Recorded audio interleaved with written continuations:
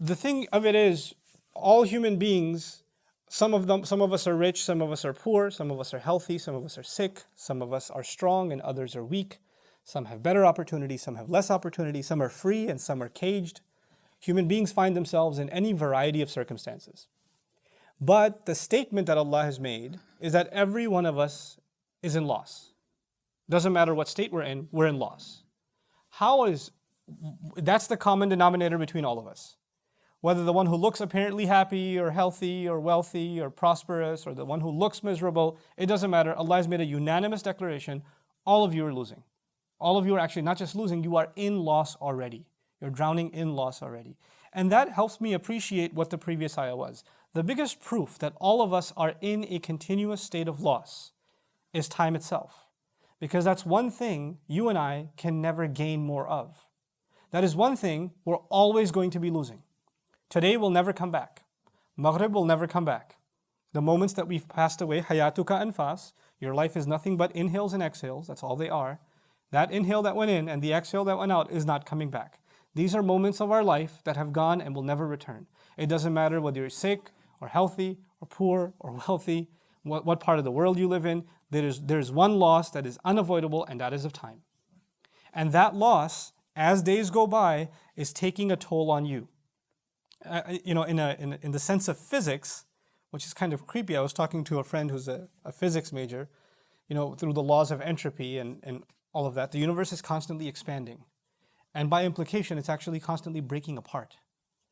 Everything is tearing apart. Everything is breaking. And people that have a purely scientific worldview become very, basically they have this annihilist kind of sense of the world. Things are going to end anyway. It's all going to be over. The universe is just going to collapse. Everything's falling apart. Everything around us is actually breaking apart. Slowly but surely, the decay and loss is the reality of the entire physical universe around us. As a matter of fact, the human body, we're constantly losing cells. Dead skin is falling off, hair is falling off, whether we realize it or not. We're constantly losing physically also. Even Allah mentions not only a reference to what happens in the grave, قَدْ عَلِمْنَا مَا تَنْقُصُ الْأَرْضُ مِنْهُمْ وَعِنْدَنَا كِتَابٌ حَفِيظٌ. We already know what the earth keeps taking away from them. And we have a book that guards everything. Even though you're being decayed away, even as you're alive, there's decay happening. But even after you die, your body is going through decay inside the grave. And Allah says, regardless, what needed to be preserved will always stay preserved. وَعِنْدَنَا كِتَابٌ حَفِيظٌ. But this is the notion of loss that I wanted to start off with, that time is the ultimate loss that cannot be escaped for any of us. Now I want to talk to you about the word choice for loss in this ayah, and that's the word khusr. It's a common word in the Quran. It's used many, many times. It's used to describe, for example, al-khasirun, the losers, ulaika humul khasirun, occurs in the Quran. الَّذِينَ خَسِرُوا, those who lost. خَسِرُوا الدُّنْيَا وَالْآخِرَةِ, Quran says they lost this life and in the next. They lost both. So the common word actually in the Quran for loss is this word, or the origin of this word, khusr. As for the word loss itself, not as verbs and other forms, the noun itself, khusr, is used in three forms in the Quran. You find khusr and you find khasara. وَلَمْ يَزِدْهُ مَالُهُ وَوَلَدُهُ إِلَّا خَسَارًا. Or you find khusran, خَسِرَ الدُّنْيَا وَالْآخِرَةِ ذَلِكَ هُوَ الْخُسْرَانُ الْمُبِينُ. So you find three versions of the word loss, and there's subtle differences between them. Khusran is used for the worst possible loss, that's al-mubalagha, that's not used here. The khasara is used when you're already in a state of loss and it gets worse. That's why typically it comes with ziyada in the Quran. لَمْ يَزِدْهُ مَالُهُ وَوَلَدُهُ إِلَّا khasara. They were already losing, and then more loss on top of the loss they already had. Things got even worse. That's khasar. We don't recite innal insana lafi khusran, nor do we recite innal insana lafi khasar. We recite innal insana lafi khusr. The word khusr is the base notion of loss. And what Allah is saying is, by using that word, that there are degrees of loss. That some people are losing a lot, some people are losing a little, some people are losing insignificant amounts, some people are losing terrible amounts. And by the way, just to put things in relative order, like, somebody who, loses $1 and is a millionaire may not, oh, was that mine? Oh, I didn't really realize. And it's not a big deal for them. But somebody else who has barely any money loses $1, and that's a huge deal for them. So it could look like the same loss, but it's not felt the same way.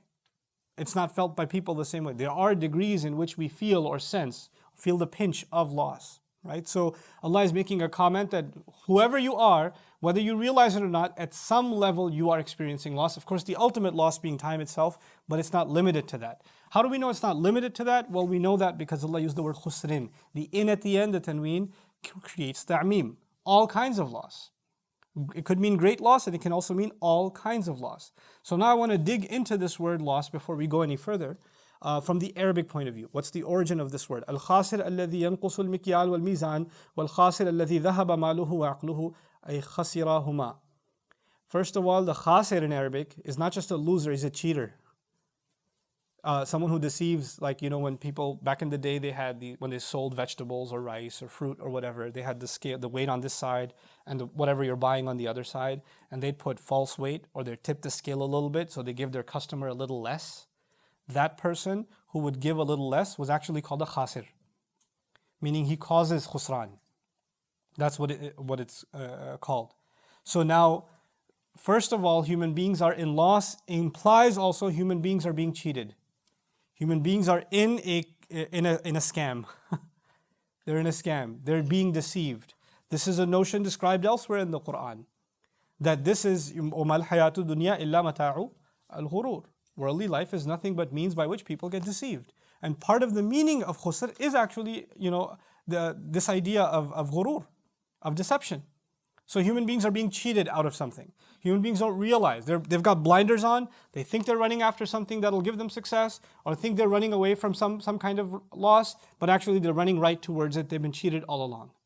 They haven't seen the truth for what it is. This is why that dua is so important. Allahumma arina al-haqqa haqqan warzuqna ittiba'ahu. Oh Allah, show us the truth as truth and give us the ability to follow it. Wa arina al-batila batilan warzuqna ijtinabahu.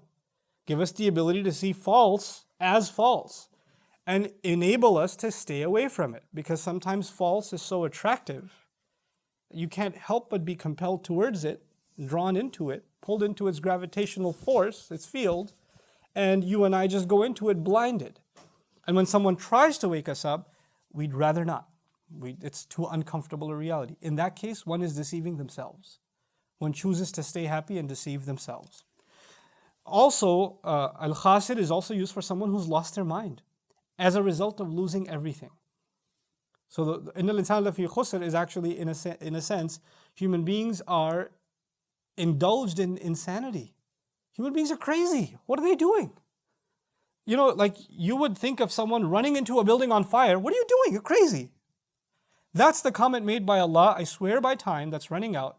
If the human being runs, they tend to run towards the wrong thing, towards their own destruction. ذَهَبَ مَالُهُ عَقْلُهُ. They're running towards their own bankruptcy. And this perhaps is also an illusory reference to Judgment Day. When people wake up on Judgment Day, they can't believe what's happening around them. And Allah says, وَتَرَى النَّاسَ سُكَارَى وَمَا هُمْ بِسُكَارَى. You're going to see people, they look like they're drunk. They're not drunk at all. Can't believe what's happening in front of them.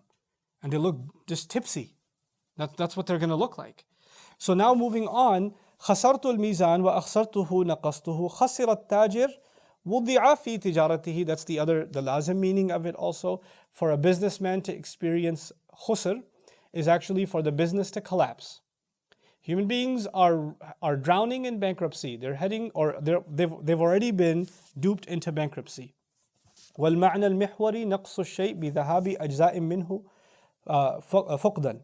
The overall meaning is when you are losing something continuously, bit by bit by bit by bit by bit. That's actually called khusr. Which reminds me of the essential meaning of asr, when something is squeezed away drip by drip by drip by drip by drip. It's actually similar meaning to that when loss is happening, but it's not all of loss all at once, but you're losing just a little bit at a time. I'm reminded of that experiment. I think it was in psych class. I can't remember what class it was. We saw this experiment of a frog thrown into boiling water. It just jumps out right away, or towards hot water, it jumps out right away. And then you have this frog who's just sitting in water. It's slowly being heated. And it's not jumping. It's just sitting there. And actually it gets to the point where it dies, but it doesn't jump. It didn't realize because the death to it was coming slowly. The slow poison got to it. If he saw the consequences of it all at once, he would have jumped. But no, human beings are just drowning more and more, deeper and deeper and deeper. Allah will give this energy, this imagery in Surah An-Nur and describe a person drowning in the middle of an ocean and say, lam yakad yaraha. A person was drowning in the ocean. It's so dark underneath at the bottom, he almost can't even see his own hand. Like that's the depth to which people can go into khusr. Now, as far as old commentators, classical commentary like Ibn Kathir, rahimahullah, the Sahaba, the Tabi'een, they had lots of things to say about what this loss could mean. And I've kind of compiled all of them in one phrase for you. Fassaru al-khusr bil-halaka, they interpreted that to mean human beings are headed towards destruction, not just loss. Wal-ghaban, which is loss itself. Wal-uquba, they're headed towards retribution from Allah. Wa-bin-nuqs al-maddi, and also towards even material loss. Meaning human beings, whatever they do in this life, they can't gain, they can only lose. Believer, disbeliever, that doesn't matter. It's not even talking about heaven and hell. In this life itself, we can only lose. We can only lose our youth. We can only, you can have the nicest home, but by the time you're 75, you don't have the back to go up the stairs. You can't use the 6 bedrooms upstairs. What are you going to do with it? You have an amazing swimming pool, you could die if you fall into it. It's not anything for you anymore. Young people will come see your mansion and say, wow, I wish I lived here. And the people who actually live there are like, this is a curse. I can't, my children have all gone and left me. My grandkids can never come and visit. All I have is this giant lonely house.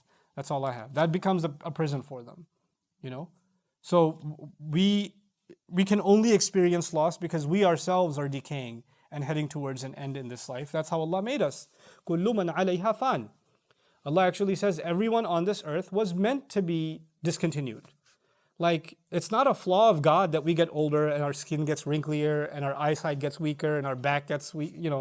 That's not a flaw in our design. You would think, when a watchmaker makes a really expensive Swiss watch or whatever, it's supposed to last forever. Why couldn't God just make us more durable? We could have just, there's something wrong with this manufacturing. Actually, by design, Quran says, you were designed to deteriorate. وَمَن نُعَمِّرْهُ نُنَكِّسُهُ فِي الْخَلْقِ أَفَلَا يَعْقِلُونَ. Whoever we give age to, we start reversing them in their creation. We start making them weaker and smaller like they were as kids. I'm reminded of Alusi rahimahullah. So many years ago I read this. Said, when a child is small, they're always looking up, climbing up, reaching up. And a man gets old, his back bends, and he's always looking down, to his future home. SubhanAllah. And children, they keep us up late at night. They don't let us sleep. They cry, they get stomach aches, they want to drink or whatever. Or they cry because that's their power trip. Fake cry. You ever seen kids fake cry? You're like, that's fake. Yes, it is. I'm still going to do it. But you get older and you can't sleep. And people can't sleep. They have a hard time. And this is perhaps Allah's way of letting them stay up for the night prayer. You're about to meet God. So He facilitates qiyam. You don't have to take pills for that. You could just... And by the way, if you start making qiyam, shaitan's going to come put you to sleep anyway. So, so take advantage.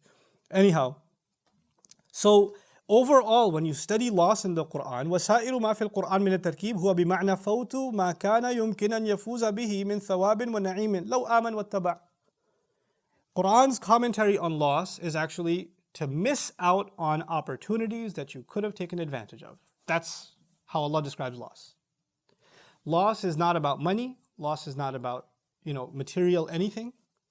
Loss is not about loss of loved ones. Loss is actually in the Quran about opportunity missed. That's all. That had you truly believed and had you followed the right guidelines, you could have availed from that opportunity. Okay?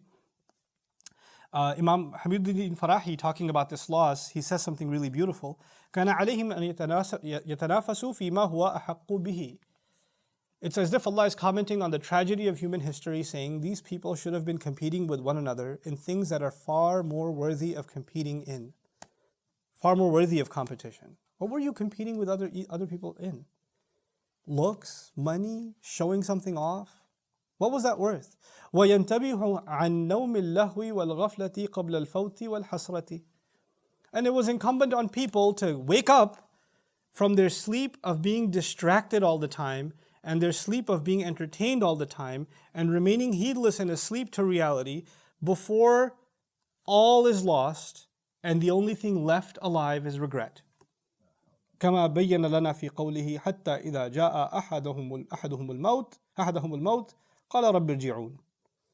Like Allah Himself says, when the moment comes when death arrives, then he calls out, God, my master, just send me back. I'm going to change. I got it. I know my time's up. Just give me a little bit extra overtime, and I'm gonna be different this time. That's the only thing that's going to be left is regret, because you realize you didn't do anything with the time you did have. May Allah not make us from those people. In his commentary, just a summarization also, he uses time, meaning wal asr innal insana lafi khusr, this statement, he uses it to remind us of perished nations. You know, Asr is the time that passed away on very powerful nations who used to say, Allah even describes them, أَوَلَمْ تَكُونُوا أَقْسَمْتُم مِّن قَبْلُ مَا لَكُم مِّن زَوَالٍ. Aren't you the same people who used to swear back in the day, there shall be no downfall on our civilizations? Have you ever wondered, like people go, you know, ancient Roman ruins or Egyptian ruins, right? Or we go to like these palaces, and we take pictures next to them, these monuments around the world. We take pictures next to them, grave sites, etc. But what we're looking at are not just, you know, it's one thing to visit the grave of a dead person. These monuments are actually the graves of dead nations. That's what they are. And we look at them like, that's pretty cool. I took a picture next to this, you know, the pyramid or that. But that's a graveyard of very powerful nations who at one point believed there shall be no downfall for them. We're number one forever, baby. That's what they believed. That's what they held. They prided themselves in it. And Allah says time came and ripped all of that to shreds, and look at where they are now. They're just part of your selfie. That's all they are now. وَالْعَصْرِ إِنَّ الْإِنسَانَ لَفِي خُسْرٍ. And he uses the very same statement to remind us, by looking at that history, you're still around, you better not join them. You better not become like them, meaning learn from history and get your act together.